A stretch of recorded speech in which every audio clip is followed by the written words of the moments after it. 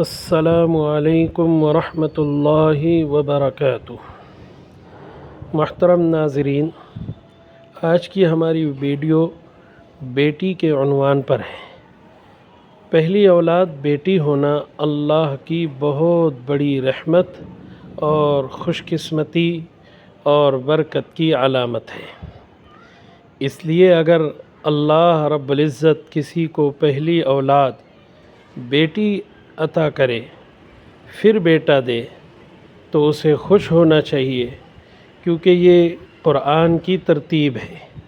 اللہ رب العزت نے قرآن کریم کے اندر جہاں اولاد کے دینے کا تذکرہ فرمایا ہے، وہاں پر اللہ رب العزت فرماتے ہیں یَهَبُ لِمَن یَشَاءُ إِنَاثًا، اللہ تعالیٰ جسے چاہتے ہیں بیٹی عطا فرماتے ہیں، وَيَهَبُ لِمَن يَشَاءُ الذُّكُورَ، اور اللہ جسے چاہتے ہیں بیٹا عطا فرماتے ہیں۔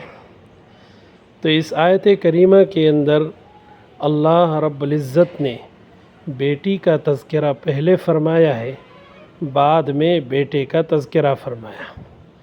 گویا یہ قرآن کی ترتیب ہے جو اللہ تبارک و تعالیٰ نے اس امت کو آگاہ فرمایا ہے۔ اس سے انسان کو اس بات سے خوش ہونا چاہیے، اگر اللہ رب العزت نے انسان کو پہلی اولاد بیٹی عطا فرمائی ہے تو یہ اس کے لیے قرآنی ترتیب گھر میں جاری ہونے کا ذریعہ ہے، گھر میں برکت کے آنے کا ذریعہ ہے۔